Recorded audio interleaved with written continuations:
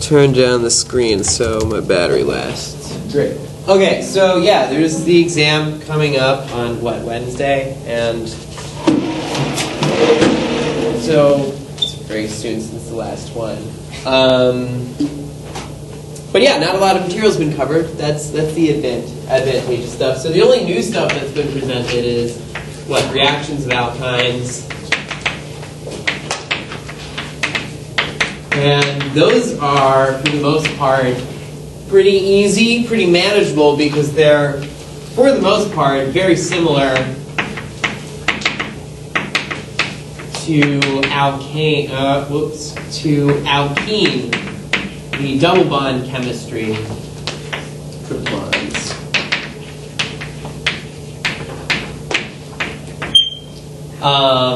Sweetie, sorry. They're very similar to alkenes, or our double bonds, otherwise known as double bonds. So we can talk about those, we'll power through those in a minute. And the other new stuff that we're dealing with is spectroscopy.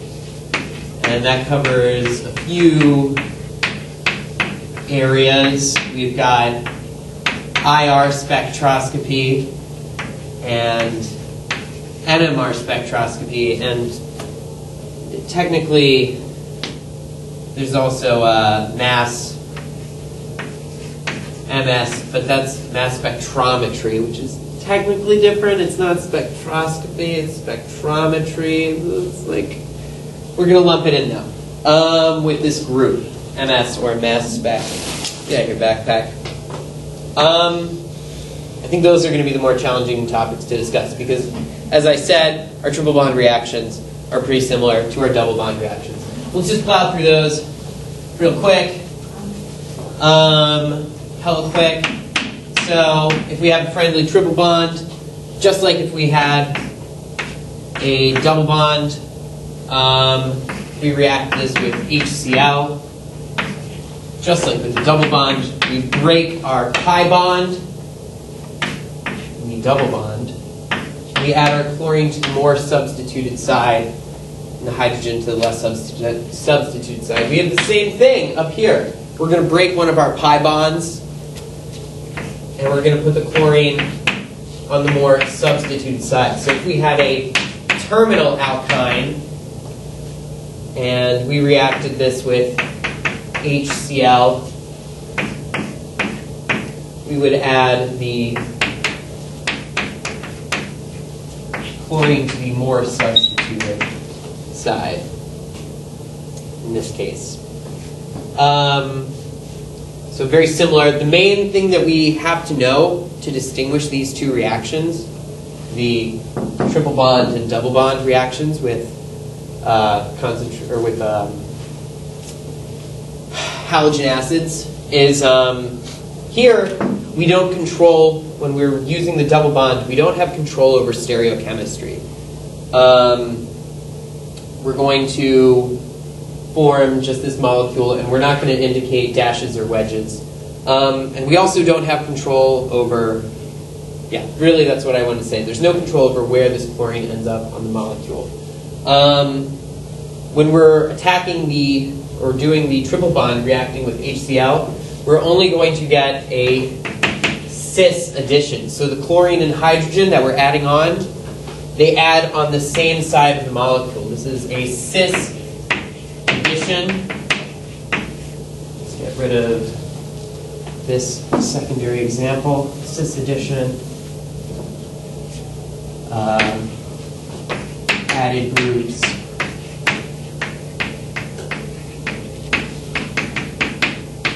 Attach on different carbons.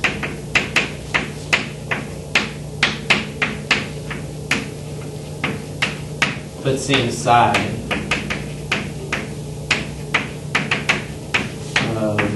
The double bond.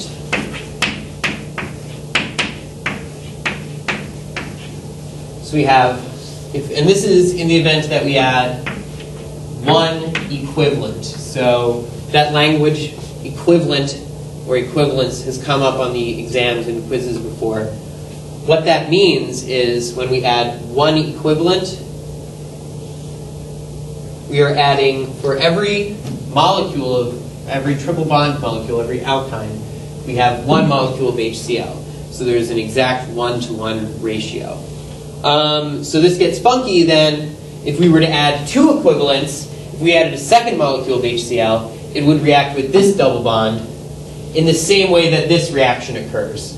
So if we were to add two equivalents, a second HCl would be added, another pi bond would be broken, and we would get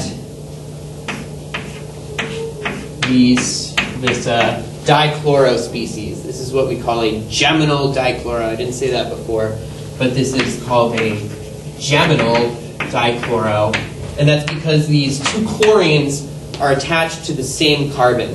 When we have two identical groups on the same carbon, we call them geminal, and that's like Gemini, the zodiac, you have spokes, they're the twins, the constellations, I don't know, whatever. It's where the name comes from, at least. They're twins. They're on the same carbon. So this is in the event that we were to add another HCl. So if we drop our chalk and explode it into all the little pieces, no! It was so long and nice. If we went ahead and added two equivalents to this, we'll go directly to this geminal dichloro. And this works with bromine also. Groovy. So we can see, yeah, if we understand the double bond reactions, if we remember how those go down, that will really help us out with our triple bonds. Do you have to show the mechanism for that or no? He didn't emphasize the mechanism, did he? He might ask about it, but I don't. Or is it gonna be like the same time as like last test? You got a bunch of squares put in the product. You might see one or two mechanisms, but I'm not sure. Did he emphasize? Did he go over any mechanisms? No, he just said the products. Yeah, he was just like, bam, and then this does this. I don't know how much they really go over mechanisms in here for these. They just go over that they're concerted. Yeah, is that concerted? Yeah, I'm pretty sure it's concerted. So all the reactions we did are concerted? Yeah. Cool. Hold up.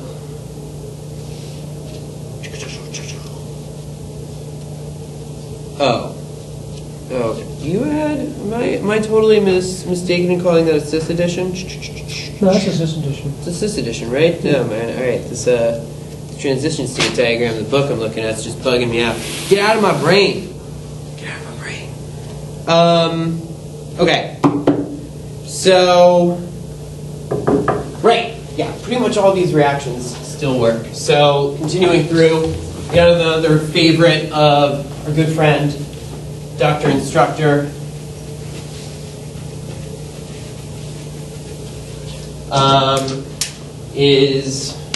We have a sweet double bond. We react this with Br2 or Cl2, and we get the dibromo compound. And these add anti, or on opposite sides. And so that translates beautifully to our triple bond. When we add, again, we have to specify we're adding one equivalent of Br2. This is going to add the bromines on opposite sides. If you remember that one, it's easy to remember. If you remember the double bond situation, it's easy to remember the triple bond situation. So I'm going to put my bromines on opposite sides. So I will make them essentially trans. So here we have a trans addition. And yeah, I think, again, I'll say it one more time. I think that's pretty easy to remember. If you remember, all right, when we add Br2 to a double bond, those bromines are going to add on opposite sides. If we add Br2 to a triple bond, same deal. They're going to add on opposite sides. So no stereochemistry? Well, we do have... There's stereochemistry on the double bonds. I guess this is stereochemistry as too. Is that stereochemistry or regiochemistry? I guess that's stereochemistry. Yeah. But you don't have to show dashes. There are no, yeah, whenever we have double bonds, we don't need to show dashes and wedges, because double bonds are totally flat. The dashes and wedges are for when we have things that are not completely flat. If we lived in a total flat land, no dashes So when you and have two wedges. equivalents of the BR, doesn't it push that methyl group up? So when we throw in another equivalent of BR, you might be thinking, yeah, we got to show some stereochemistry, but you don't. Why is that? If we add another equivalent of BR2, that's going to do the same thing we had here, right? We're going to break our double bond and put a bromine on either carbon. I can just draw this molecule this way now. We only need to show dashes and wedges when we have chiral centers. They only are important when we have chiral centers. Okay. And here we don't. Because there are two bromines on each, two of the same substituent, therefore no chiral center. Cool, yeah, so the chemistry carries over beautifully, yes. There's a one, there's the one where the triple bond breaks and it creates the, Carbonyl? Huh? Ketone? Sorry, go on. yeah, doesn't like the double bond break and like, then it gives one electron to the carbon on the right, one to the left. I forgot what that one was going on. Whoa, I don't know Um, which one you're talking about right now. it was in, I'll look for it. You got it. Okay, yeah. All right, cool. So we saw this. What else works? That also works. If we wanted to add bromine, when we have double bonds, if we wanted to add bromine in an anti-Markovnikov fashion, if we wanted to add it to the less substituted position, we would use HBr and peroxides as represented by ROOR, or we could just say hydrogen peroxide. And this would give us our anti-Markovnikov product. Oh my gosh, we can do like the same thing with alkynes. If we have a lovely terminal alkyne, let's say we want to put our bromine at the end, we could throw in some Br2, some peroxides, and this will give us a mixture of the cis and trans products. So we don't have control there. Dude, like the chemistry, it all works like the same. Not all, most of it though works pretty much the same. What else is what else carries over? Our oxymercuration, demercuration carries over, but it's a little interesting. So remember, if we wanted to brain fart out and not say anything useful, if we wanted to add a hydroxyl group to this double bond, convert it into an alcohol, there's two ways we could do that. We could either use dilute acid, so just a little bit of H plus and water. That's one way that we could do a Markovnikov addition of brain fart note here. Our Markovnikov addition of a hydroxyl group. However, it's not a great reaction. What works better is a two-step process, our oxymercuration, where we add a mercury salt. Oh shoot, we add HGOAC and base. And we follow that up by adding some sodium borohydride. This will give us the same product. And it's a good reaction. If you do it with just acid and water, you get a whole bunch of side products. No fun. This is a good clean one. Talked about it before. If we do the same conditions, I don't want to write it out again because it's a bunch of letters. But if we do the same conditions on our triple bond, we will add in on the more hydroxyl group to the more substituted position. But now this is an interesting case. What we have here is a species called an enol. It's called this because we have a hydroxyl group attached to a double bonded carbon. And so what happens in this situation is this will readily undergo a process called tautomerization. It will readily tautomerize and form a, oh, I gave you extra stuff. You're just 3 carbons long. And give us a ketone. So anytime you see a hydroxyl group, an OH, attached to a double bonded carbon, a little buzzer in your head should go off and say, hey, this is not going to prefer to exist like this. This is readily going to tautomerize and form this species. And there's a little bit of this guy forming the enol. At any moment, we have a small percent of enol existing, which can be very useful for other science stuff. Cha-cha-cha. The exception to this would be if we had an aromatic ring, like benzene. In this case,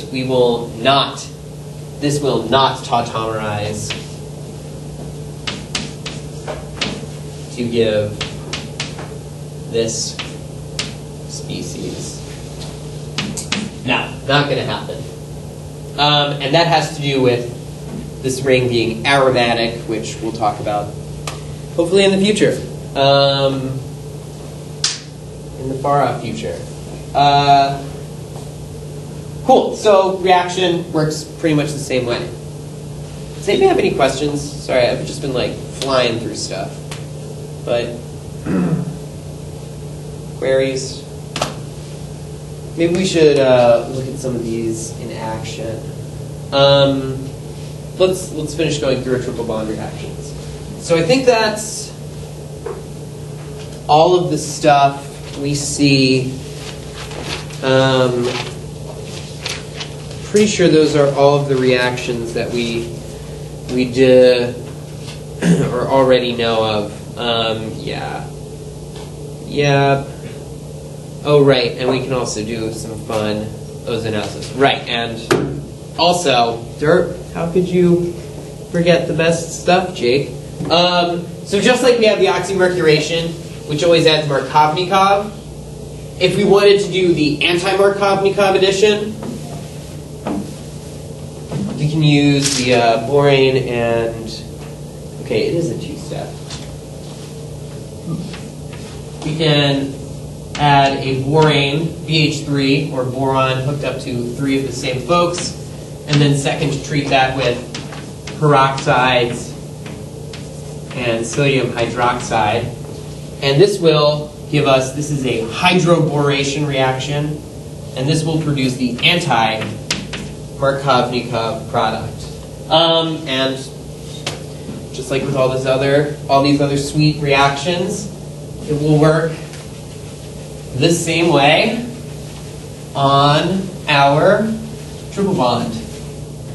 So if we take this terminal alkyne, we call this a terminal alkyne because it has a hydrogen on one end. It's at the end of the chain. So if we react our terminal alkyne with our hydroboration reagents, should produce this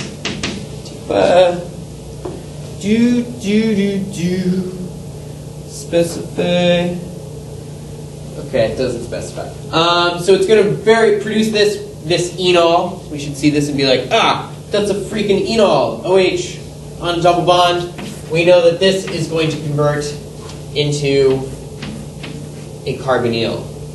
So this will give us a aldehyde, as opposed to the other conditions, which gave us this ketone where the carbonyl was in the middle of the compound.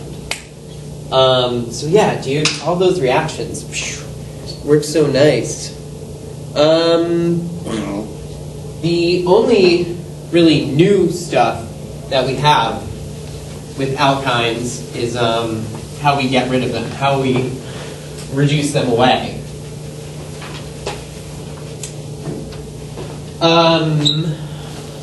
This does not work with terminal alkynes, but if we had this 2-butyne,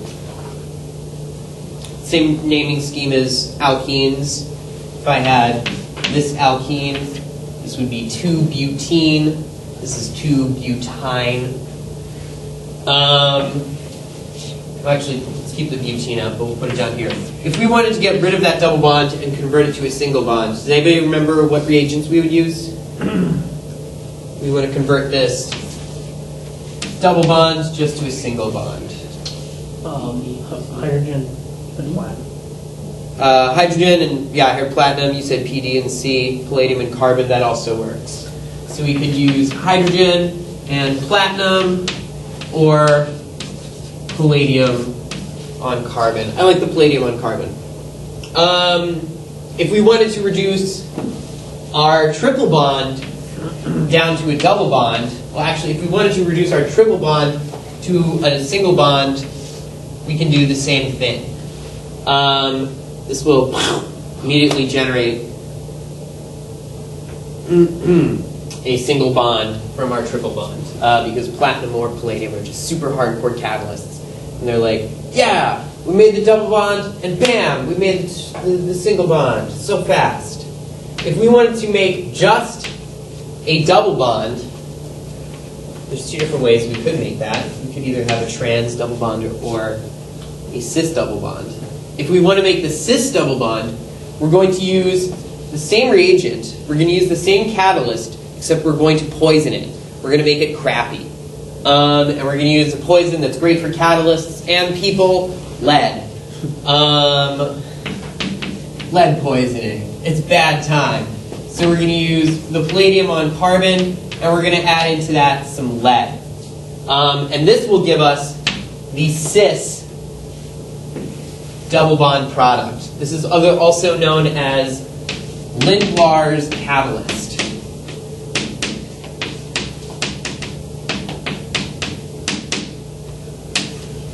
The arrow pointing to the arrow is confusing. This setup though, the palladium and carbon poisoned with lead is known as Lindlar's catalyst. So what if we wanted to make the trans double bond? Let's actually just talk really quickly for a second about why this is cis, because it's a fun topic. The reason that now let's talk about how we're going to make the trans one first. If we wanted to make it trans, we're going to use different reagents. Does anybody know what reagents we use for this? NaNH3. NaNH, yeah. So when you say it like that, that's confusing to me. You got to separate those. Na and NH. Okay, yeah. Did you say that? And it just sounds like NaNH3. Yes. Sodium, Na, and ammonia, NH3. And these two suckers together will produce our trans double bond. So the reason we get the trans double bond in this situation is because this reaction is occurring in solution. Actually, yeah, in solution. And as a result, we're going to form the most stable product. Reaction is in solution. It is a homogeneous reaction.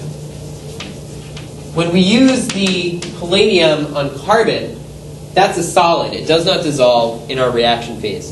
And as a result, we have a heterogeneous reaction here. And so what happens is the triple bond has to come and interact with the solid palladium and carbon. And as a result, only one side of it can interact with the palladium and carbon, with our catalyst, as this flat guy comes in. So since only one side of it is able to interact with the catalyst, only one side of it receives the hydrogens.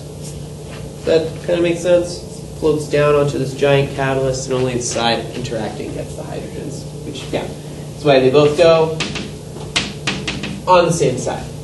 Yay! So those are like the two new reactions. Otherwise, is there anything else in the text that's new? There's that oxidation. I have a question. No, I know, that guy.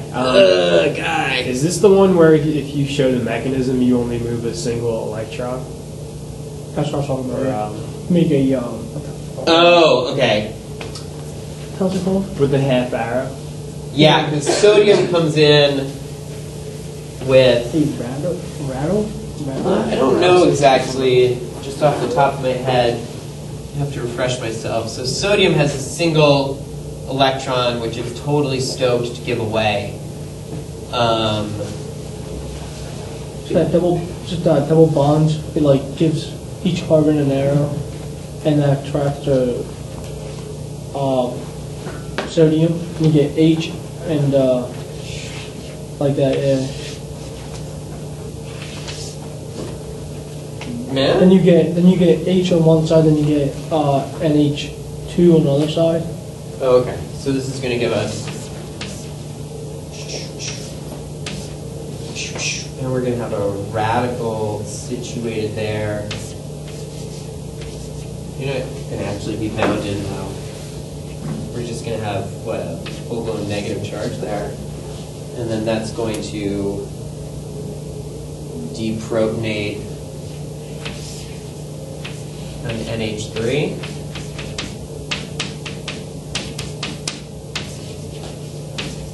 And then we'll produce another negative charge. Is that it? Right, yeah, that negative charge becomes NH2. They do show it in the book. Yeah, it was like, I don't know. So then this is going to produce this guy, and we have a radical here who's going to hook up with another sodium.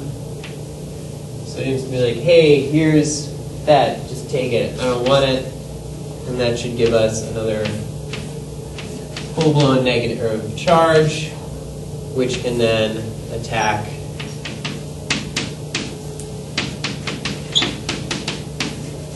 another nitrogen. Whew.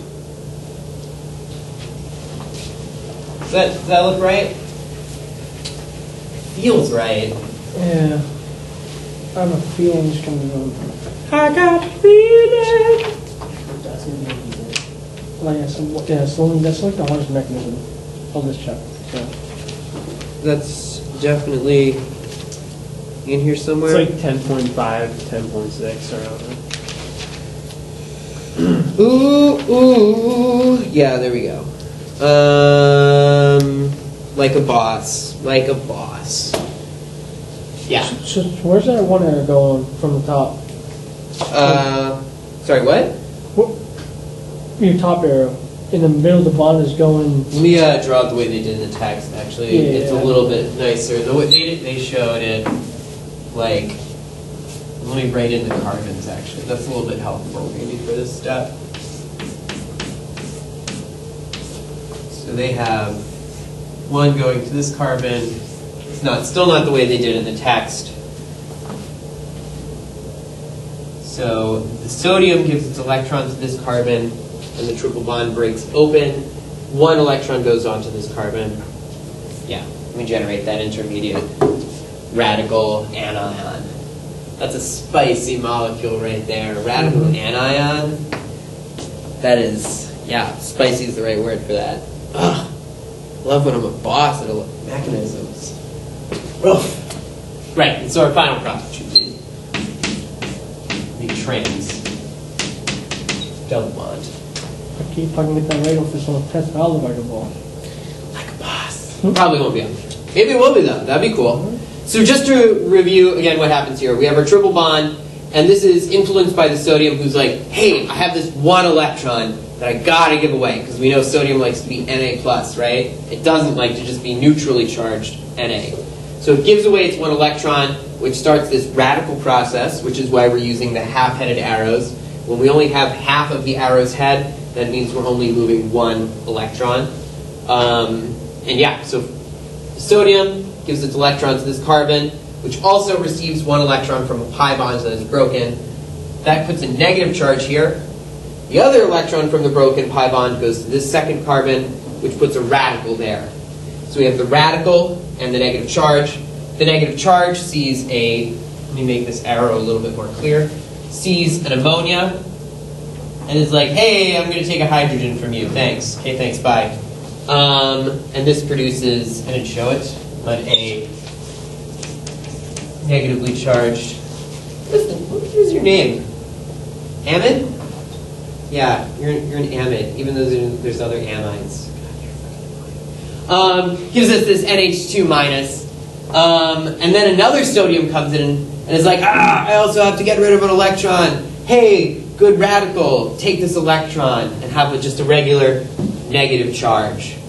And so now we have a second negative charge that we develop, which also finds an ammonia and takes a hydrogen to give us our nice, happy, neutrally charged final product. And so this should be accompanied by a bunch of two equivalents of Na plus, NH2 minus.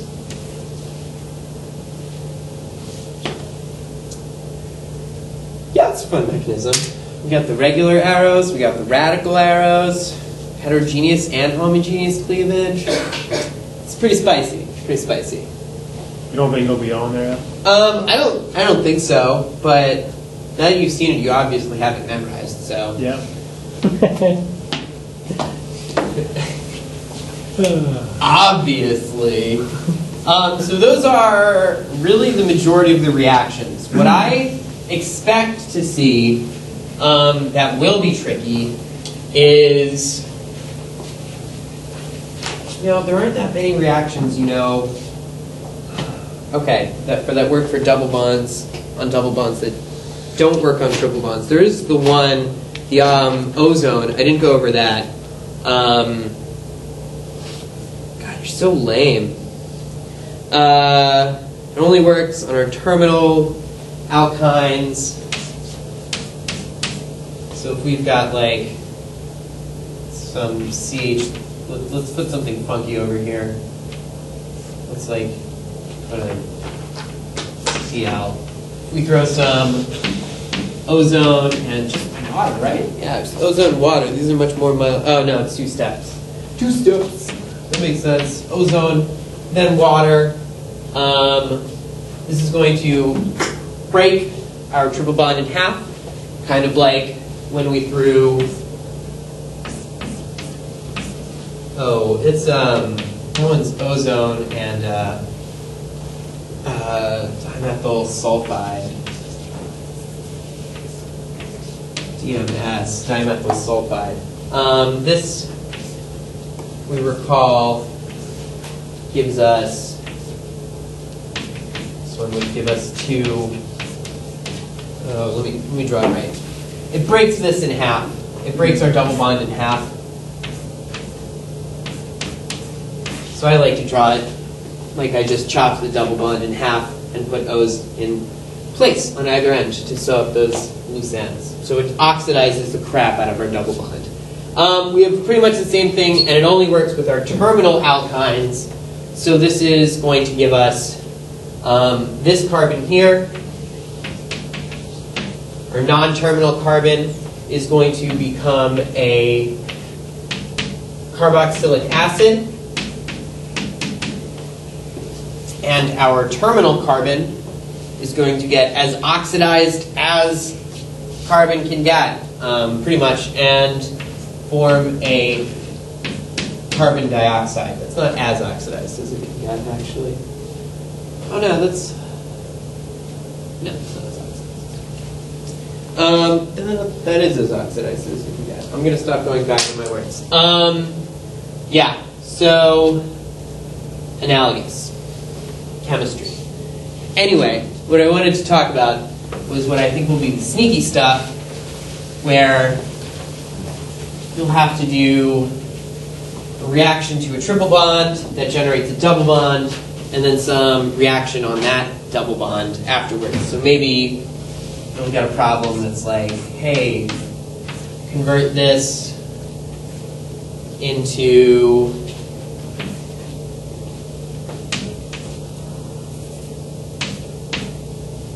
how can we make you fun? He didn't talk about how to make alkynes at all, did he? How to make triple bonds?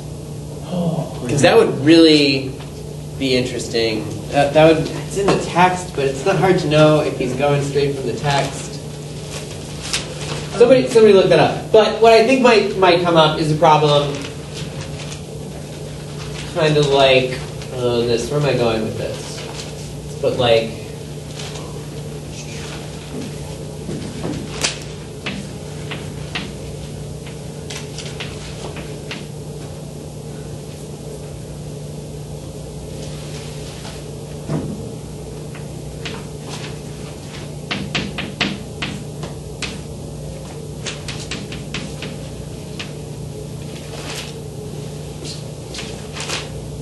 So, I mean, this isn't even that bad, but it's kind of a little tricky. It's a little tricky. I'm actually not satisfied with it. No, the only thing to talk about was the alkanes, and he jumped into like unknown structure, molecular formula, how to Okay. find that, and he jumped straight into the infrared spec and stuff. Gotcha. So we might see a problem that's kind of like this, where you're asked to what reagents are needed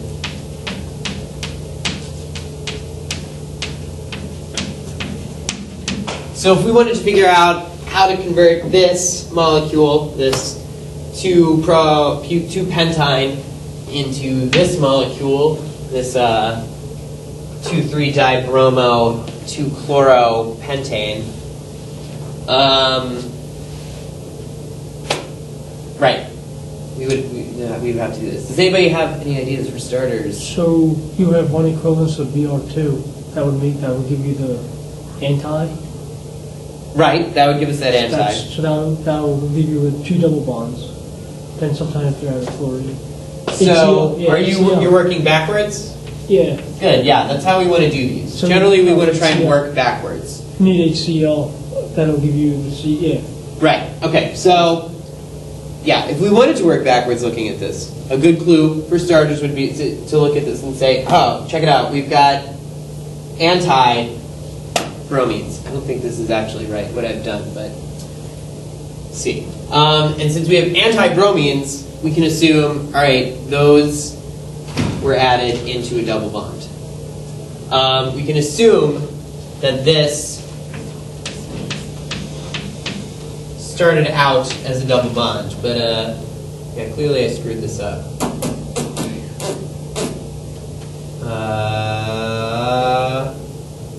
The way I should have drawn this, if I wanted this to be nicer, let's make this just a little bit easier on ourselves. We're going to draw our molecule like that. I'm going to put this bromine up here, which is different. Different molecule. But now it actually works correctly. So we look at this and we say, oh, check it out. Those 2 bromines, the way this is drawn, are anti to one another. I see what you did. So, if we see anti-bromines, we can say, well, those probably came from a double bond.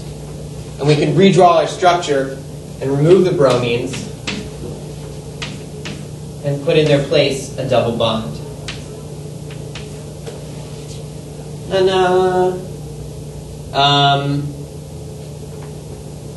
cool. So we've got our double bond, and we also have to include our chlorine in there. That's important. And then we could say, oh, hey, this molecule we can easily make from this guy if we were to add some HCl.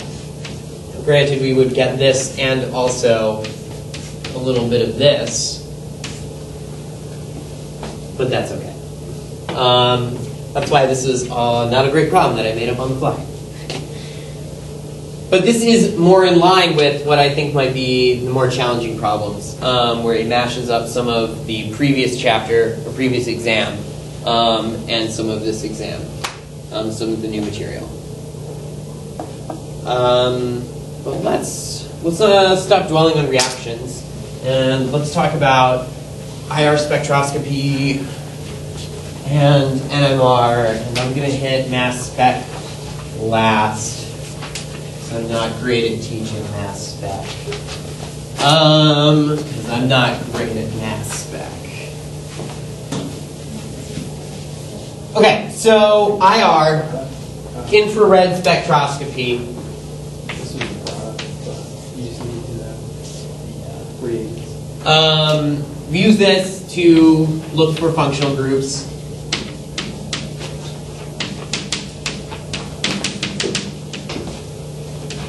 Mostly. We can also use it to identify, mostly we're using it to look for functional groups. Either their presence or absence. It causes bonds, infrared light, when it hits molecules, causes bonds to bend and stretch. They absorb that light, and our machine fire light through our molecule, and on the other side there's the detector who's like, hey, someone absorbed those wavelengths. Check it out. And gives us a fancy graph that kind of looks like a cave with all these stalactites hanging down. So our y-axis is percent transmittance, how much light is transmitted. Down here on our x-axis we have inverse centimeters, sometimes called wave numbers. So basically for IR, I'm going to see if I can ask him, or somebody should ask him maybe in lecture, if he'll be expecting you to memorize any of the values for IR. I think he is like CH3000, then right next to it. Okay, yeah, because there's a few I'll mention that I think are, important and worth knowing. The important stuff.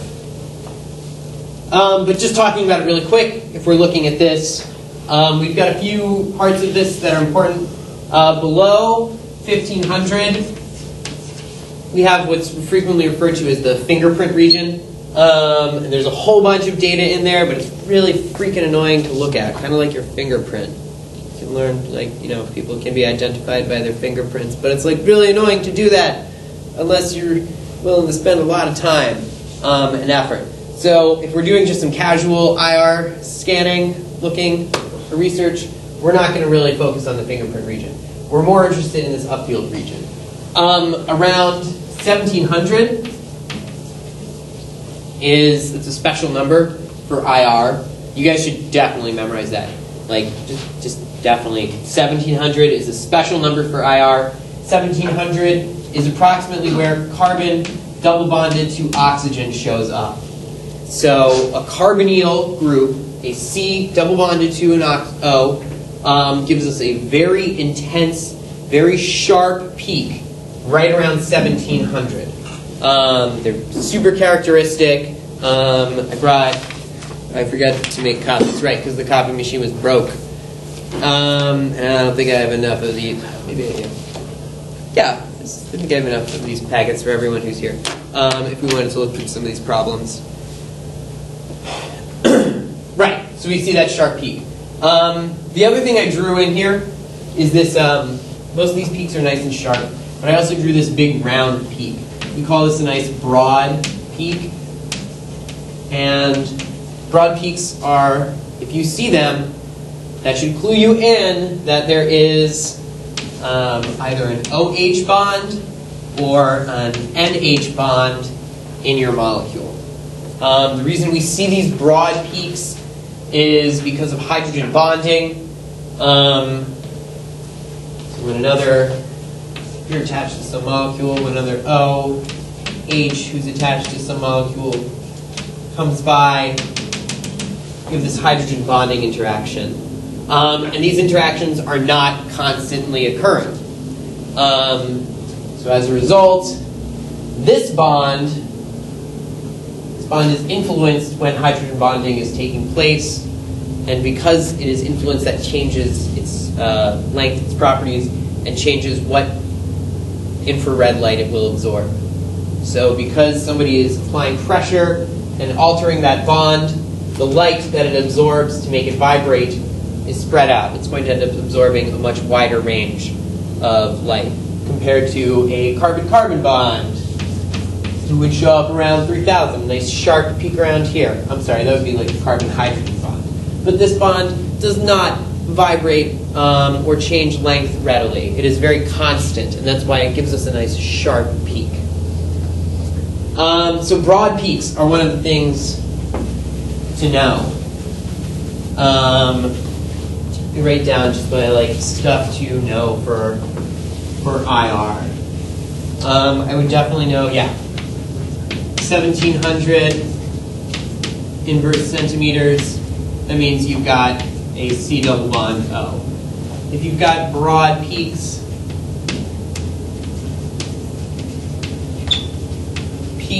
and these are going to show up, they're over a large range. But if you have broad peaks, that means you have either OH or NH. NH generally gives smaller peaks.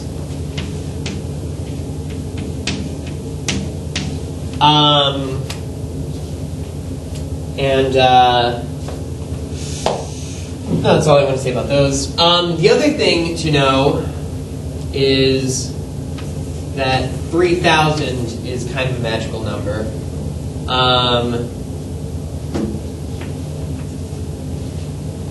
If we were to look at, there's actually a really nice problem. Let's see if I have enough of these for everyone to look at it. And you guys are, here, grab one, 1, 2, 3 for y'all. Oh, I think I have enough. I don't in fact have enough. Anybody, y'all? Oh, you have that? Recitation. Oh, okay, yeah. It's the sheets from recitation, if you already have those. Oh, wait. So, and then we're going to look at, it's on page 2. Oh, do I still have a copy? Great. I really like this. The problem's like 1512.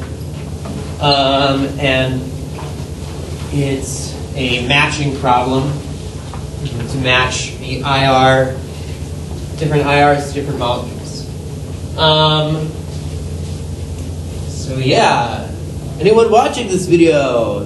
Passed out this John in recitation. Problem 1512. Great. So, there's a few molecules we're given. We're working with, crap, I erased my guard line. We've got propane, propene, some alcohol. How long are you? That's how long you are. Is that, 4-methyl propane, propanol. We've got this dicarboxylic acid whose name I am forgetting. We've got this fun amine, NH2, and we've got a fun ester. And we're given 6 IR spectra, which I am not going to attempt to draw. At least not at this moment. Maybe I'll try and sketch them as we go through. So if we wanted to match all of these up with different IR spectra, just looking at it right off the bat, I find this problem very daunting. But we can attack it very systematically. First step. Are we looking below here? 1, 2, 3, 4? Oh, shoot. Is your copy not great? Your copy's stupid and you don't have all the frickin' things in it.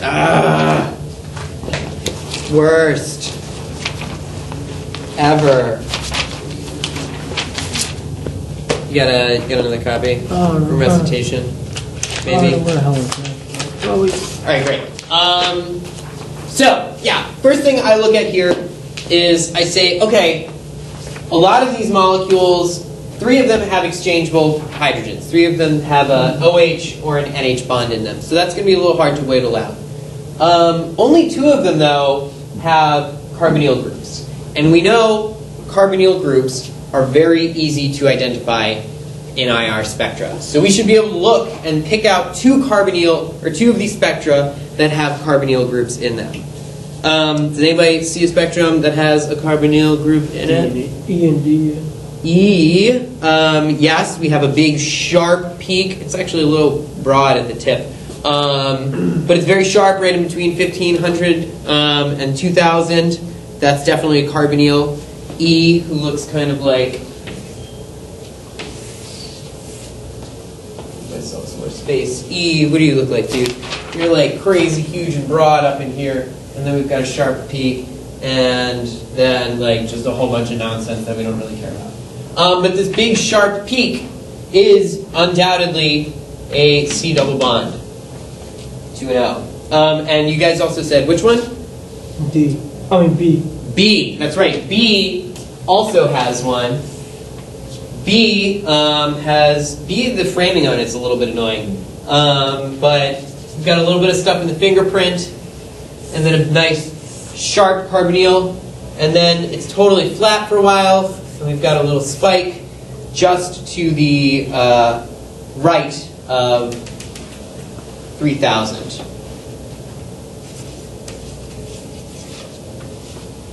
So, based on that, can we say one of these corresponds to our carboxylic acid?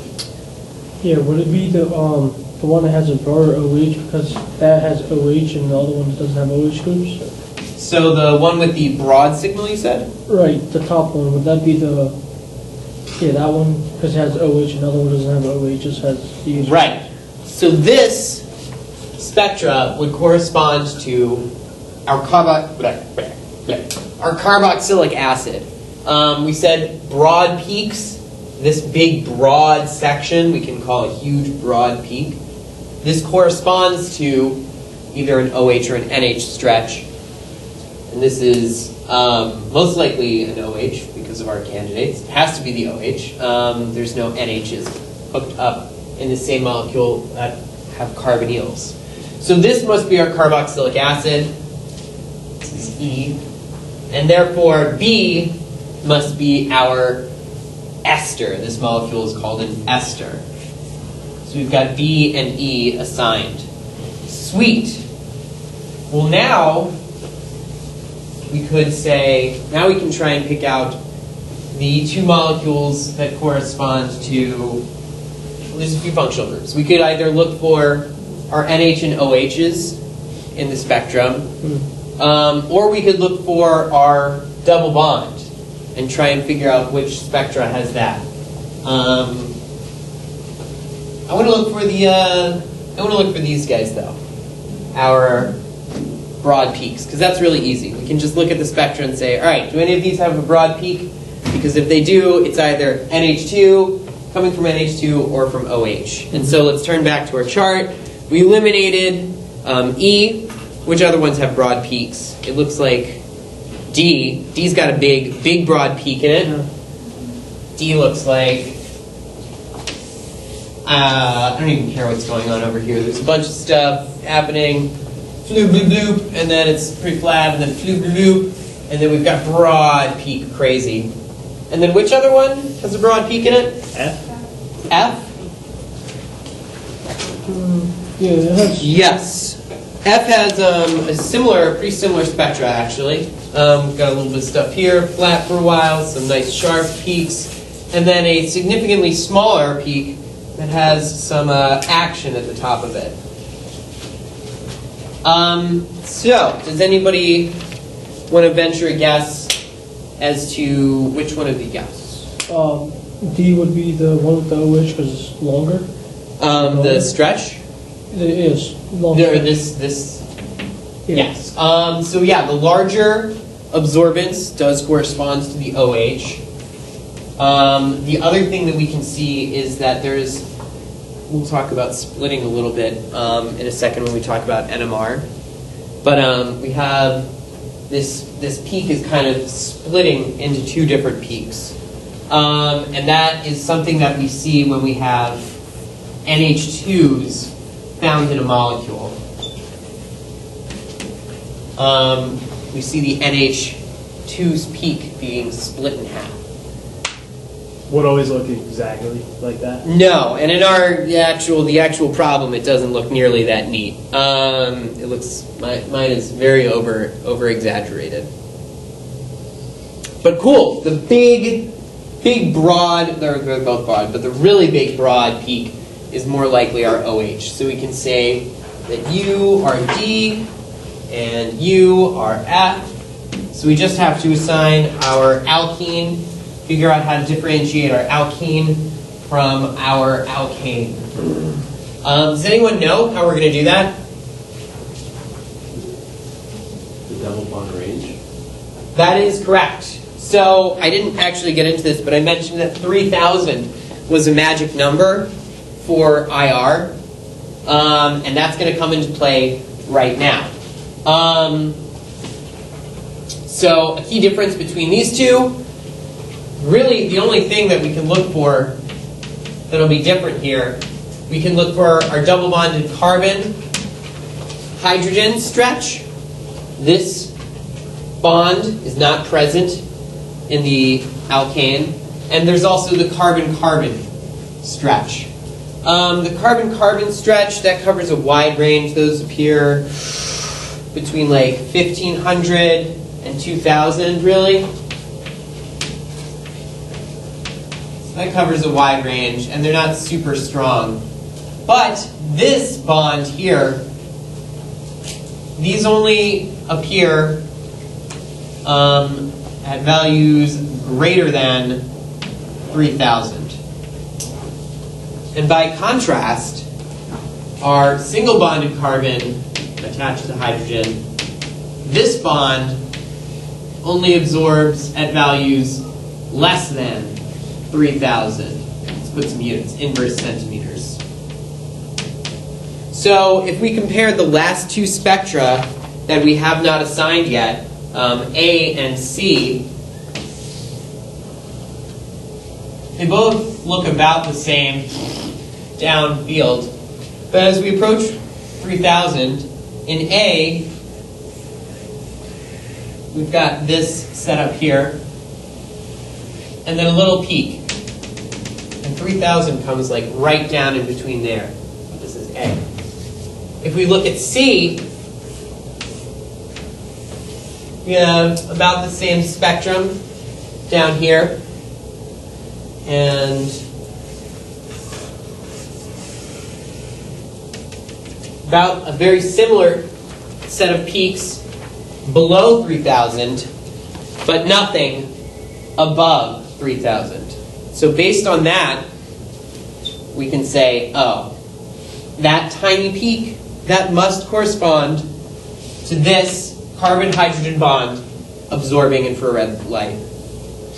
Since it's not present in C, since C only has, these are CH stretches, when the carbon-hydrogen bond absorbs that infrared light, it stretches. We only have those in C. Those are single bonded carbon stretches. This must be A, since the spectrum includes a double bonded carbon-hydrogen stretch. Could you also just look at the double bond C from 1,500 to 2,000? There's a peak. Is there a prominent one in here? There's like not really. I guess there is. It's from What is the actual range for that? So carbon-carbon. This is the figure Dr. Face Guy said. From the text, it actually says that this only really comes in between 1,600 and 1,700. Yeah. Which, do we have a nice peak in that range? I never look for that readily because it's pretty weak, but there is a peak in that range, yeah. So that can also confirm it. We do have a distinctive peak that is present in A, at a value greater than 1,500. So that's pretty helpful. I think the 1,500 to 2,000 actually is pretty good for double bonds popping up, because we really don't see much else appearing out beyond 1,500. And what's the value for a triple bond? I don't know. What is the value for a carbon-carbon triple bond? Yeah. Carbon-carbon triple bond shows up between 21 and 2200. 21 to 22. Yes. So I would check the text. Folks, give a gander at the table on page 701 a few times. Can I try that? 21 to 23. But let's talk about. Does anybody have any other questions about IR? I don't know.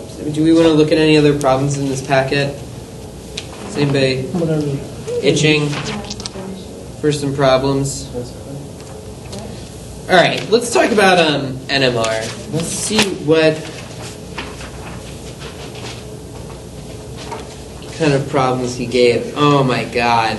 Wow. So he expects y'all to just be like bosses at this already. Shit. All right. NMR. He didn't do carbon? He did carbon. Did he do carbon NMR too? Yeah.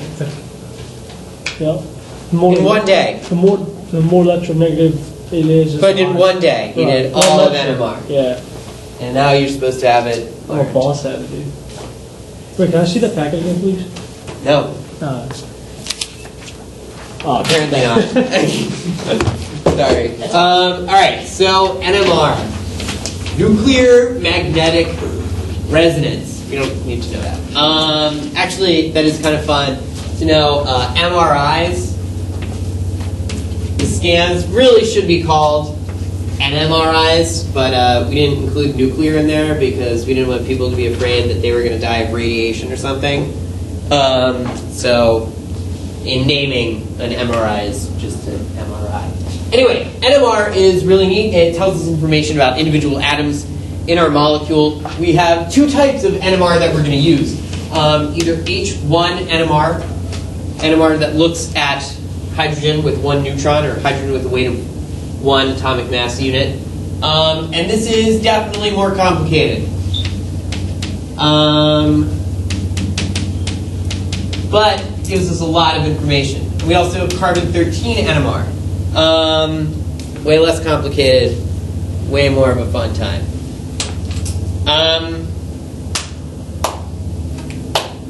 So, in NMR, let's. Oh, am I off screen? How far off screen am I? Alright, I need to stop here. Sorry.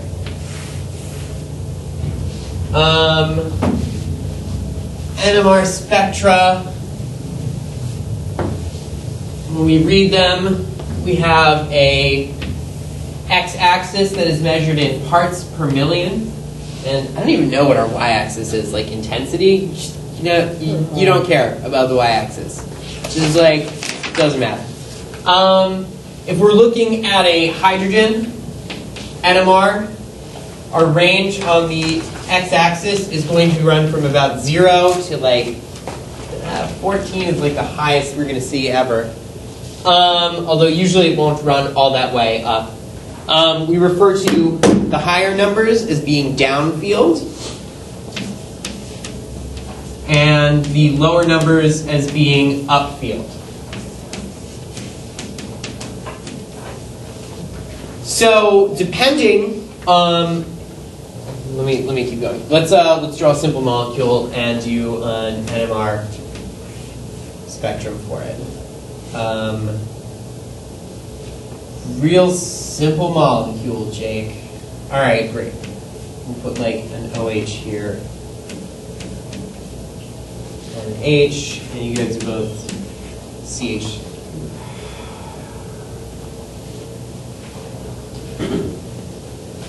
Yeah, whatever, CH3.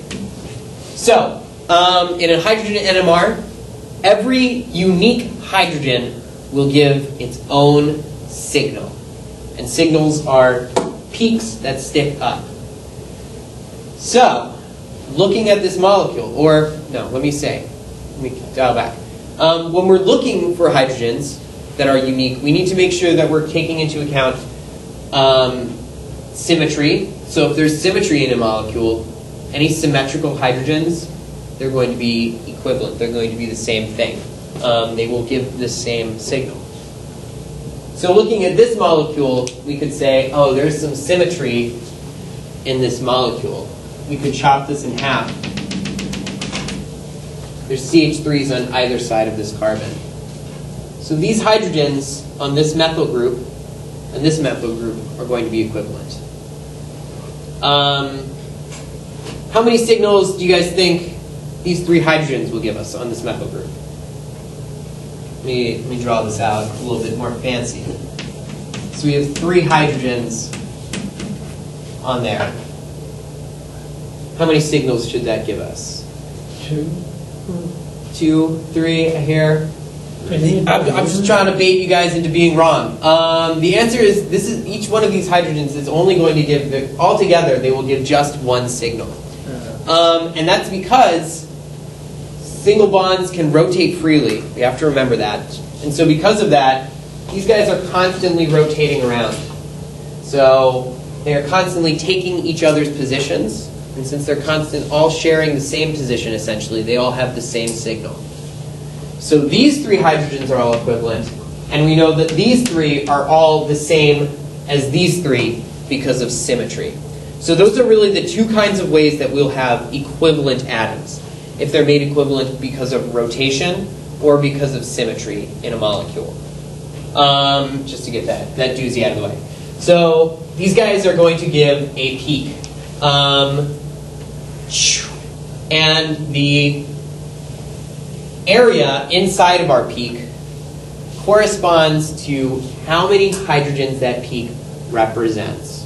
So this first peak I drew represents 1, 2, 3, 4, 5, 6 hydrogens. So it's going to be much larger than our other peaks. This hydrogen, there's no one like it. It gets its own peak.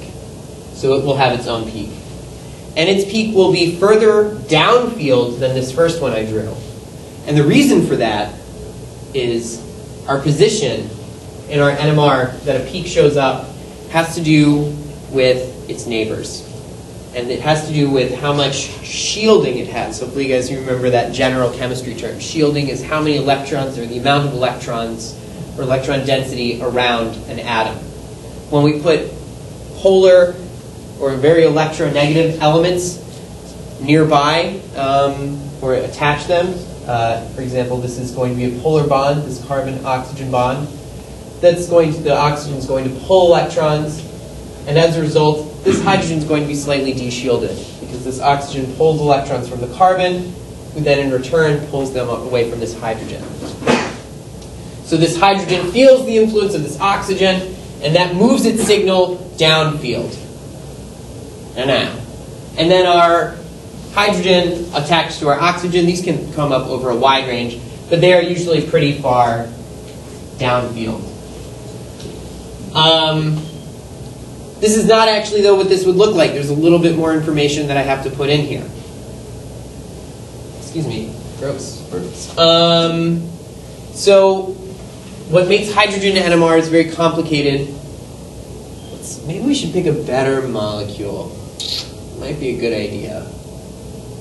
Let's not make you CH3. Let's make this a CF3. So those fluorines are not going to show up on our NMR at all. Makes this a little bit more simple. We have this interesting concept in NMR where we have splitting. So sometimes instead of having a nice sharp peak, we'll find this peak will be split. So we may see 2 smaller peaks of the same size, which we would call a doublet. Or we might see what we call a triplet, where we have 3 peaks, one largest in the middle, flanked by 2 smaller ones. This can go into a quartet, where we have 1 peak that's small, 2 in the middle of the same size, and another small peak.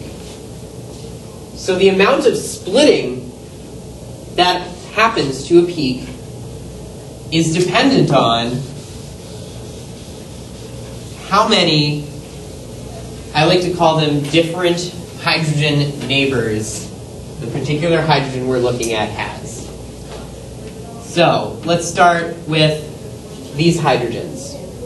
actually, let's just say for splitting our rule, we have this rule of n plus 1 that tells us the amount of splitting, where n is, gosh, I should look how the book actually defines it, but I call it the number of different neighbors. Different neighbor hydrogens, H's. So if we look, and by neighbor I mean hydrogens, this hydrogen is attached to this carbon, its neighbors are attached to a neighboring carbon. So this hydrogen's neighbors would be this carbon. This carbon's hydrogen neighbors would be these three chaps, but also that hydrogen there. They are neighbors. They're 1, 2, 3 bonds away from one another. 1, 2, 3 bonds away. Different neighboring hydrogens, 3 bonds away. So, we're looking at our methyl peak. These 3 hydrogens, who are all the same, all have one nearby neighbor who is different from them. As a result, we're going to plug 1 into our splitting formula. The signal from these 3 should be split into 2. It should be split into a doublet. So instead of having a nice crisp signal here, single signal, we're going to have 2 peaks like that. And that's because of our splitting. So what about this hydrogen? This hydrogen has 1, 2, 3. Let me draw this a little differently. 4 neighbor hydrogens. 4 hydrogens that are different from it, that are 3 bonds away. 1, 2, 3. 1, 2, 3. 1, 2, 3. So this should be split 4. Plug 4 in. 4 plus 1 gives us 5. This should be a quintet. Oof. That's an intense splitting. You guys probably won't see many of this in intense. And so a quintet can be kind of hard to identify. And also hard for me to draw. So this is a doublet that we've drawn already. This would be a quintet. And our hydrogen on the oxygen, what should that be? Does anybody know? What? How would this guy get split? What do y'all think?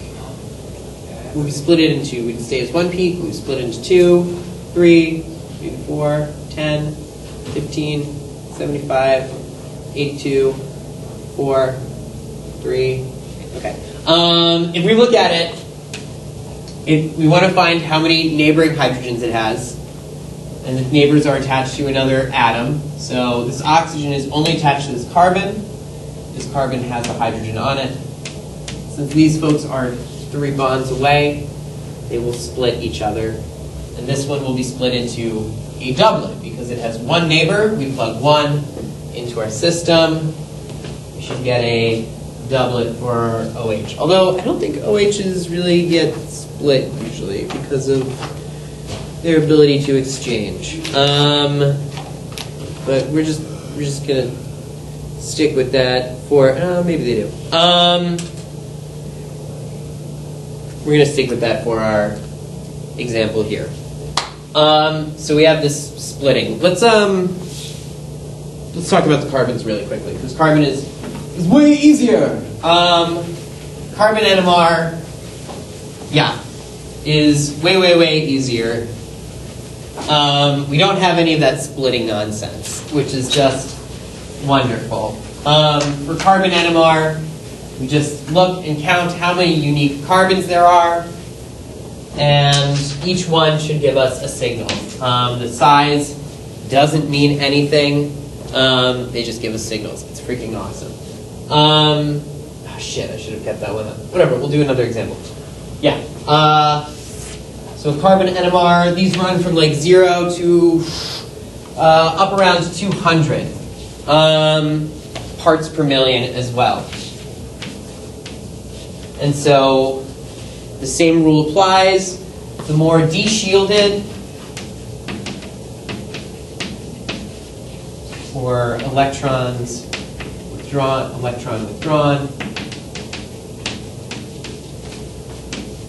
a carbon is, more de-shielded or electron withdrawn a carbon is, more downfield. So actually, let's just continue to use the example we were using. So hydrogen here, we have a C, 3 H's on it, and here we have a CF3. So for starters, how many signals do you think we should expect to see in our carbon NMR for this molecule? 3. 3, right. We have 3 carbons, 1, 2, 3, and they are all definitely different. They all have totally different substituents on them. Which one of these would you all expect to be the furthest upfield? Let's call them carbon A, B, and C. Okay. You think A would be the furthest upfield? Why is that? Because it doesn't have like that much things pulling on it. Right. It doesn't have electronegative groups bound directly to it. It doesn't have things pulling on it, pulling electrons away from it. If we compare A to B, B has this oxygen on it. Oxygen's pretty electronegative. And C has 3 fluorine groups bound to it. Fluorine being our most electronegative element, we can assume that this carbon has a great amount of de-shielding occurring. So we would expect their signals A should appear somewhere around here. What we've got, where's the magic number here? 70?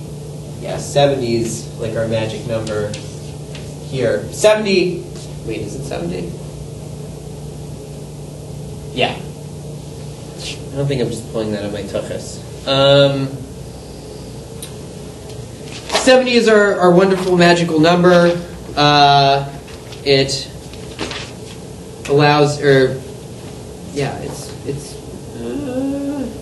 yeah, 70. Why am I drawing? Am I sure? I'm not so sure all of a sudden. I want to look at a table. Make sure I'm not pulling a stupid goof. All right, whatever. I'm over this already. I think it's actually 100 that I wanted to mention. No, it's around 100. It's around 100 rather, that we see the differentiation between double bonds and single bonds. So just like we had in IR, we had that magic number of 3,000, where double bonded stuff we'll see signals beyond that. Single bonded things will not produce numbers beyond that. For a carbon NMR, double bonds, their signals, let's just draw a nice double bonded molecule. For our double bonded carbons, these appear generally, part of me wants to say 70, but no, that's the number I'm saying for, yeah, that's for hydrogen. They appear around 100 parts per million, where single bonded carbons generally don't appear above 50 parts per million. So if you have signals that are very upfield, they are more likely single bonded carbons. If they are further downfield, they are pretty much definitely double bonded carbons. And triple bonds are like somewhere in between. They're a little finicky. But this molecule, again, would give us 3 signals, and they would all this guy would probably fall around like 40 or so. You'd be like 30-ish. The exact numbers aren't always super useful. It's really how they appear relative to one another.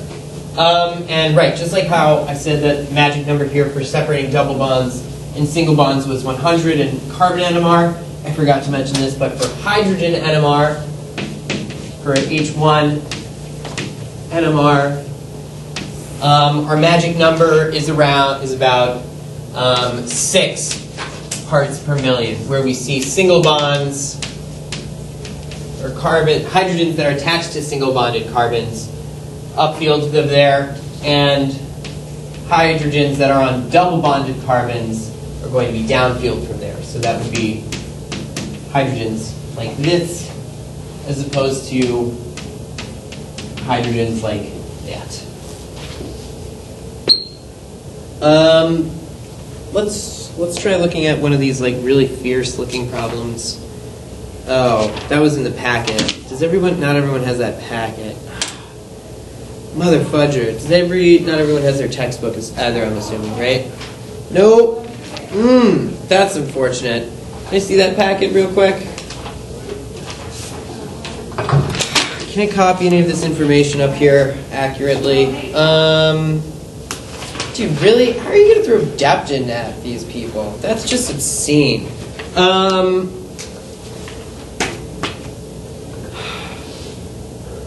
Okay.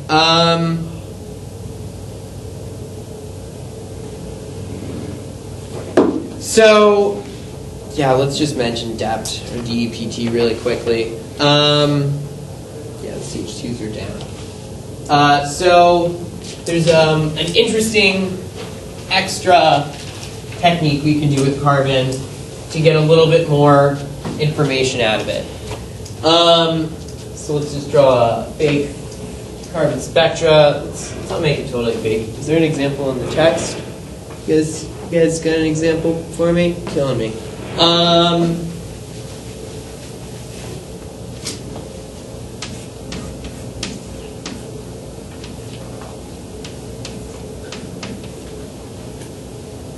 And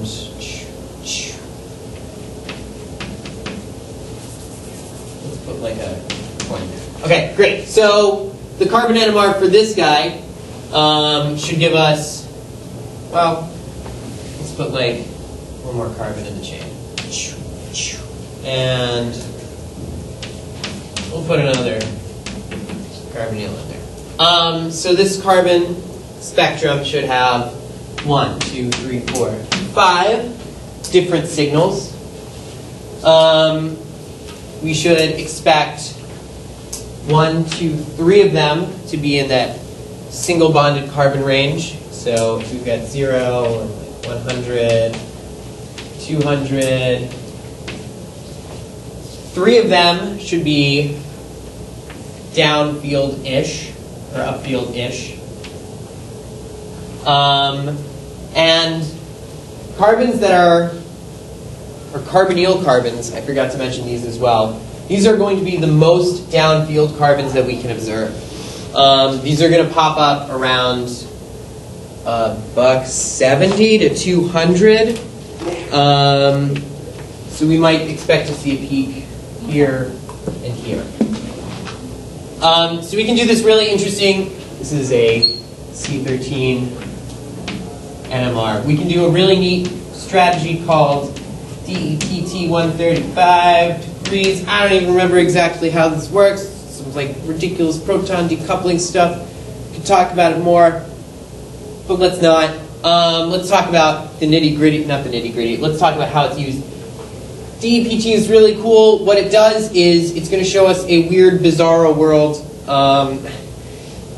spectrum, a different version of this. And so in it, any quaternary carbon is going to disappear. Gone. Any primary CH3 or tertiary carbons, their signals will point up. And any secondary carbon, a CH2,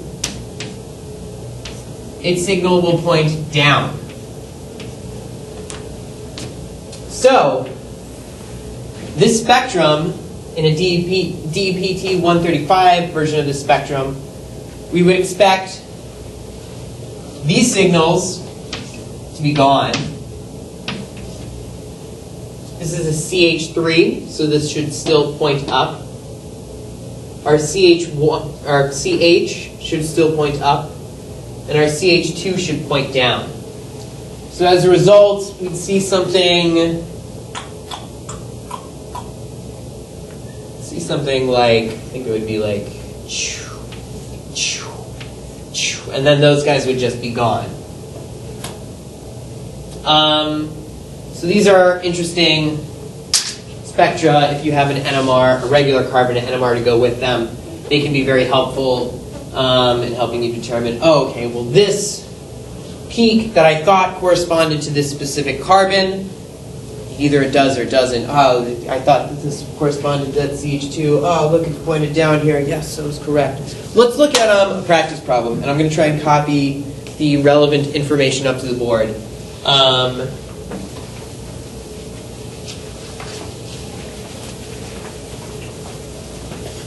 We'll see how it goes. Then I'll pass the packet back to you, dude. So on the back page of the packet that I was provided with for Tuesday's class, but not Thursday's, we have a problem which maybe it's from the textbook. Let's see if it's from the textbook. 1667.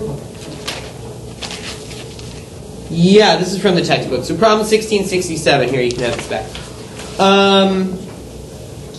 Gives us a whole tootload of information. And you know what? He's pulling this out of the text. He might put a problem like this on the exizzy. That's how we say exam in grad school. Just kidding. No one says that ever. So we have an IR spectrum, which I'm not going to copy in the fingerprint region. I'll copy it in my loose, crappy version of it. It's like, "Arr!" And then we have a huge peak here, and the problem tells us that this is at 1736. And then we have some peaks that fall to the right of 3000. So this is our IR, and looking at it we can say, all right, big peak at 1736, that definitely means we have a carbon-oxygen double bond of some sort. And the fact that there are no peaks beyond 3000, this tells us that there are no double bonds. That doesn't tell us that there's no double bonds. But that tells us that there are no carbon hydrogens attached to double bonded carbons. And the general absence of something between 1500 and 2000 other than our carbonyl is a pretty good indication that there are just no carbon-carbon double bonds. And we're also given the formula. That's useful. C8H14O4. Oh my god. Wowzers. Okay. Well, this is interesting too. Since there's a lot of oxygens in this, we may think, hey, it's possible we have an alcohol or an OH bond. But looking at our IR, there are no broad peaks found in our IR. This means that there are also no OH bonds. So IR is pretty useful for telling us what's in our molecule, but it's also very useful for telling us what will definitely not be found in our molecule. So from this IR, we've said, all right, we know we have a carbon-oxygen double bond. We know we do not have any carbon-carbon double bonds. And we know that there are no oxygen-hydrogen bonds. That's a lot of information. We should calculate our degrees of unsaturation. I always forget that formula right off the top of my head. It's like number of carbons minus 2 times... No, that's not it. It's 2 times the number of carbons plus 1. I guess we could do 2 times quantity of carbons plus 1 minus the number of hydrogens divided by 2. That's what it is. So pretty sure that's what it is. Yeah. So 8 plus 1. This times 2 minus 14 divided by 2. 18 minus 14 divided by 2 gives us 4 over 2. This gives us 2. So that means that there are 2 either double bonds in this or a ring and a double bond. But unsat saturation equals 2. Okay, so the other information we're given is we have a proton NMR. So we have also in this, they show integration. I totally forgot to talk about that. 1, 2, 3, 4, 5. In between 1 and 2, we have a triplet. And in the drawing, they show going through this little squiggly thing. This is the integration. The height of this little squiggle is supposed to be used to help us determine the area inside this peak. So we'll compare the height of this squiggle to the height of the squiggles above our other signals. So we've got a signal here, and we're told that it's a triplet. We've got a very sharp signal just before 3. And just after 4, we have a very little signal, which we're told is a quartet. And let's put in the integrations for these others. They all look to be about the same height. Bloop, bloop. So that means that we should have an equal number of each brain fart. Equal ratio, yeah. Each one of these signals says that there's this about the same number of hydrogens. I don't know, that triplet might be twice as tall, actually. I think this triplet is supposed to be a little taller. It's kind of hard to say, and that's kind of one of the annoying things about carbon NMRs, particularly in problems. But I would say that this integration is 2 times the size of these other ones, just eyeballing it. So this is our hydrogen NMR. And let's draw in beneath it they gave us a decoupled regular carbon NMR, and they gave us a DEPT35. We'll just draw it the way they did. Our 135, our DEPT gives us a signal. We've got like 40 here and 80 here. Our DEPT has got a guy there, got a guy there, and got a guy there. And our uncoupled carbon has a signal there, there, there. We have solvent in here, and one peak way downfield, coming in around like 180. And just for reference, this is around 60. Yeah, cool. So this is all the information we're given. Oh my gosh. Huh? I didn't even know a molecule like that exists. C8H4O4 with 1 double bond. Oh, it's H14. Okay. Sorry. So it's right. Crappy handwriting attempts. All right. So based on this, does anybody see anything fishy? Does anything strike anyone as fishy about our carbon NMR? Or worrisome? There's 2 pointing down. Well, that's one thing. Let's not even worry about the DEPT for starters, though. Let's look at this one. If you got something on 180, there's going to be like crazy double bond or something, right? Right. This one down here, this also should correspond to a carbon double bonded to an oxygen. Would that mean that like all the oxygens are on the same side? It's that far down? Nope, that's generally where a carbon double bonded to an oxygen signal shows up. What I want you guys to notice here is, we said that every carbon gives its own signal, right? Mm-hmm. We have 8 carbons in our molecule. Every unique carbon, I should say, gives its own signal. We have 8 carbons in our molecule, but we only have 4 signals on our NMR. That means that there has to be symmetry in this molecule. The only way we can have fewer signals in our NMR than we have carbons in the molecule is if the molecule is symmetric. So we can, for starters, start trying to draw a symmetric molecule. Did I fuck up degrees of unsaturation? Wait, isn't it like 2n? Isn't it 2n plus 1? of hydrogen minus hydrogen present divided by 2? Where are carbons coming in? He does it just with me. He I does. thought it was alkanes minus the alkenes, which is just 2N. Okay, well, yeah, the number.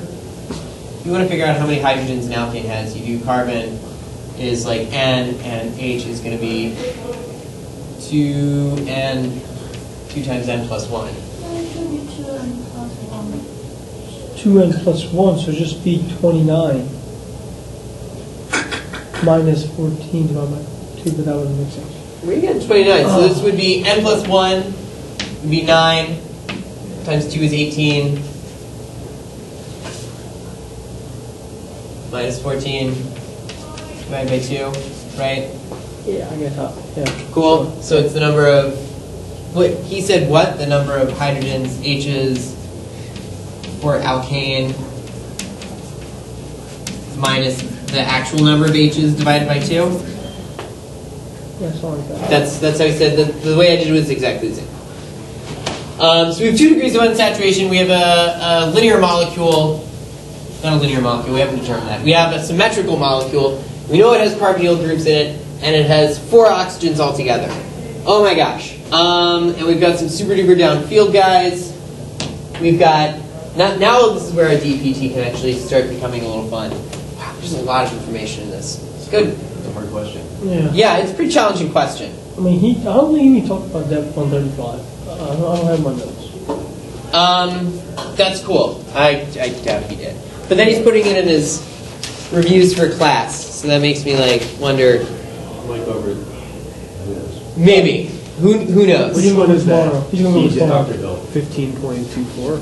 He is a character. Sorry, what? I'm just trying to figure out which problem it is. 16.767. 16.67. 16.6. 7. Why can't I find that now? Oh, because I took the page out. It's right here.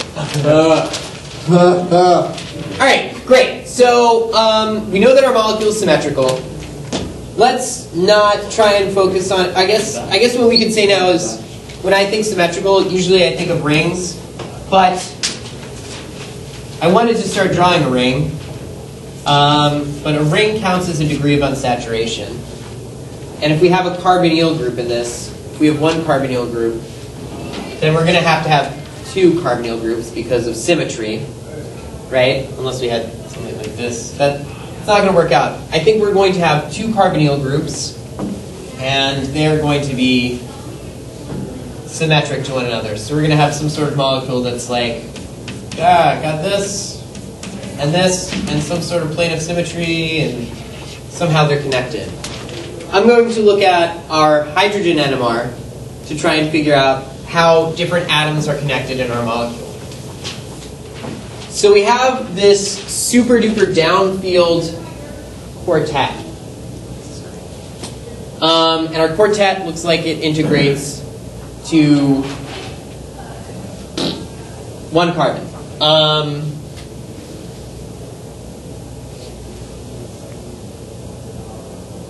Am I just like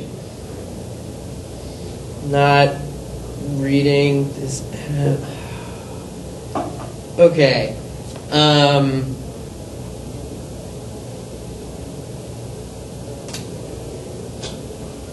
Sorry, just got very confuzzled by this problem. Oh well, let's look at it. I'm worried I have these integrations totally wrong. I guess we shouldn't worry about them too much. Yeah, let's just kind of ignore the integrations. So we've got a quartet. That means that we have some hydrogens, or a hydrogen on a carbon, 1 or 2. But they have neighbors. And they have a total of 3 unique neighbors. We also have a triplet. Whenever we have a quartet and a triplet, it's a pretty good assumption that they might go together. It's just really freaking annoying It would be really nice if these integrations were useful, but they're not. Okay. Yeah. Stretching? Question? Stretching. Okay. Right, so quartets and triplets very frequently go together. If we have a CH2 hooked up to a CH3,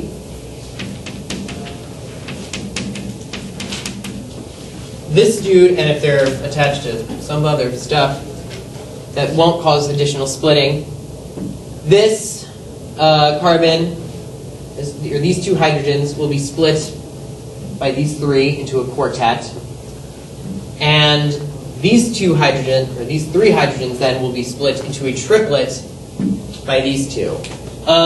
This also fits in with the pattern we see up here.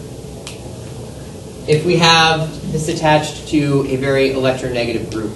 But really, quartet and triplet is a pretty solid pair. If you see just a nice clean quartet and a clean triplet, they very frequently mean that you just have an ethyl group, or a CH2, CH3. And yeah, I'm going to make this assumption right now for starters, just trying to piece together this molecule. The other thing I'm going to assume is this is a pretty gosh darn downfield peak. If you start getting between 4 and 5, that means you have very strongly electronegative groups nearby, or electron withdrawing groups nearby.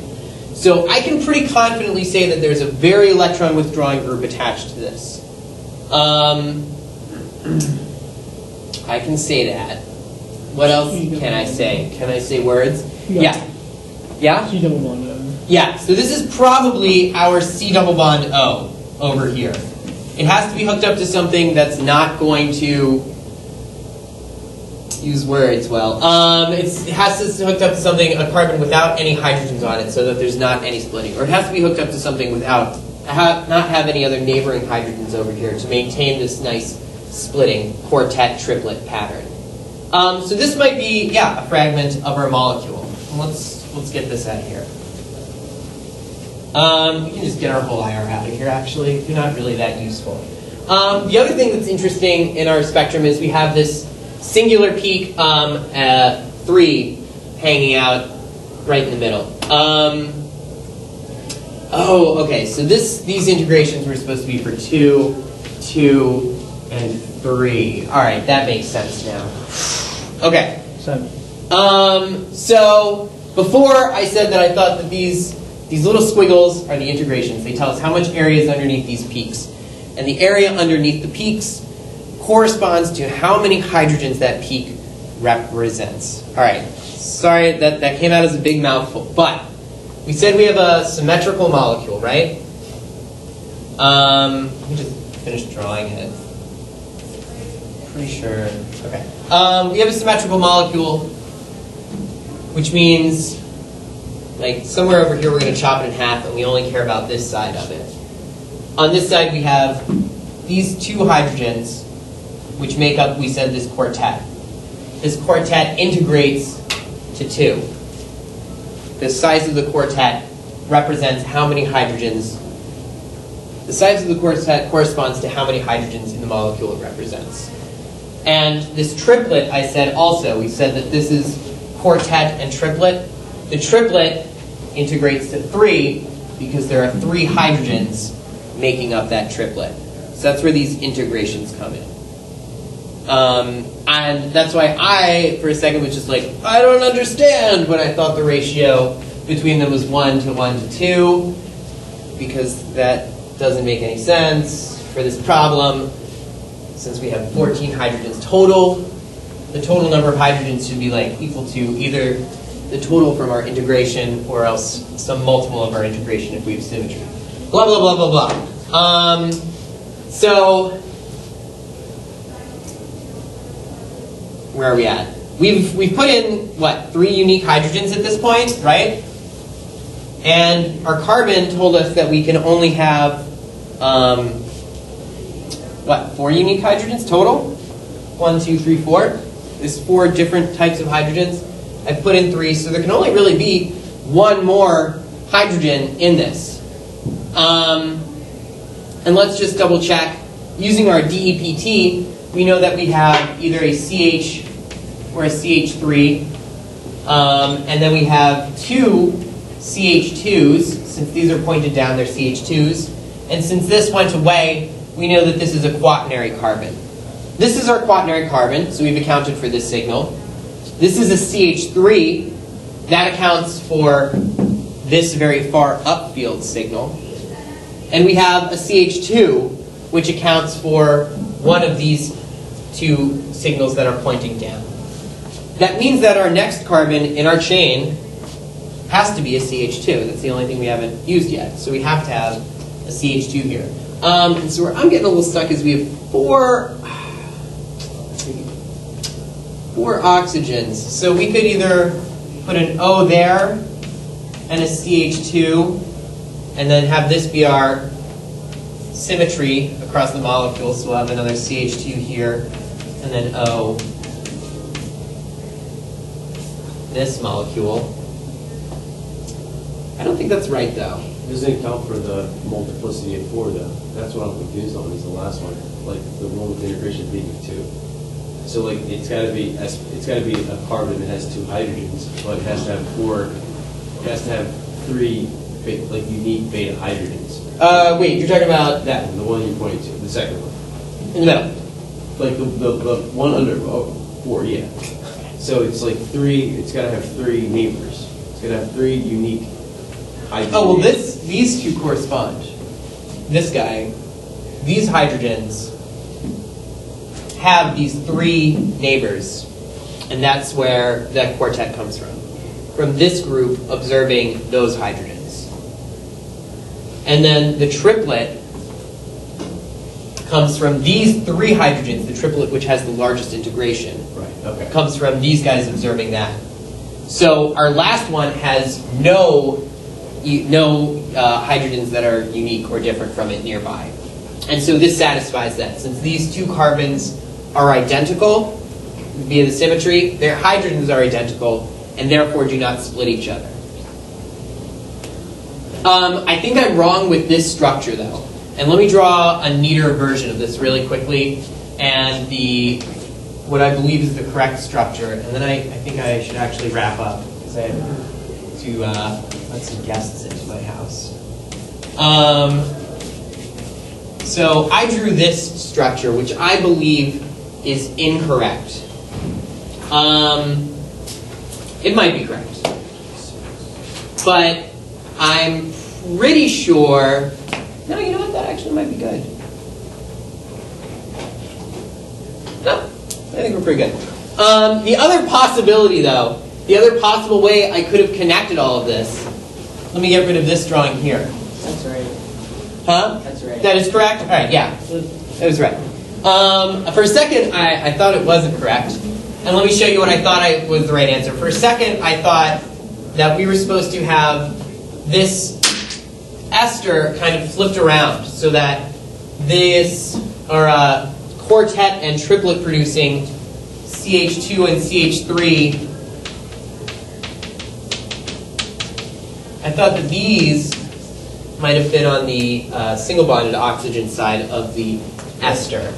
But after quick consideration, I determined that was not the case. When you have, so this is not the right answer. No, I got confused. No, this is the right answer? That's the right answer. Okay, all right, that is the right answer. All right, so then got goofed a little bit. Yeah, because this just looks like a better answer. Yeah. Does it have to, like, I'm sort of confused with, like, the whole downfield thing. I mean, I kind of understand it, but, like, so for this one, any of the hydrogens, like, for the second carbon, that one, they are going to be they're going to be, how do I say this? Bigger numbers, smaller numbers. They're going to be more upfield than the carbons that are next to the ester because of that double bond. Is that correct? There's more electron density at that double bond. Or there's less, sorry, because the oxygen wants all of those 4 electrons. So you're saying that these will be at a smaller number than these? I'm wondering, yeah. My thought is that they should be. So this is the correct structure that they gave? It's right here if you want. No, okay. I'm just wondering where I'm goofed here. Womp, womp, womp. I'm not exactly sure why this is not further downfield than this quartet. So it was my recollection that this side of an ester received more electron withdrawing effects. It was cranked on harder, if you will, than this side. The only reason in this scenario that I can think of that these hydrogens are producing a signal that is not as far downfield. Both the it's rotating, so both those oxygens are actually pulling, like sort of pulling. Yeah, both of these are pulling on it. Yeah, because the whole thing's rotating. Because yeah, this part's rotating. Yeah. I think since we have oxygens on both sides, perhaps since we have these two carbonyl groups, the net pulling effect, since we have almost like a tug of war influence. I'm not sure if that's it, or if I'm just pulling crap out of my ass. Hopefully, he doesn't put this kind of hard on the test. Yeah, this is pretty intense. I don't think he'll. I don't know. Because it's really easy to copy answer questions right out of the text and just be like, "Yeah, lazy test, got it." They should know these because it's in their textbook. If you put C8, H14O4, I'm just going to draw it immediately. Just draw that That's shit. it. Make sure. I showed you. 100%. Dude, I don't know. It's fucking ridiculous. The average is gonna be a 40. Okay, but just look out though, because there's another problem here at C8H14O3. That could get you in trouble. Is that in the book? Yeah. Should we go in These are good problems to look at in the book, really. Yeah.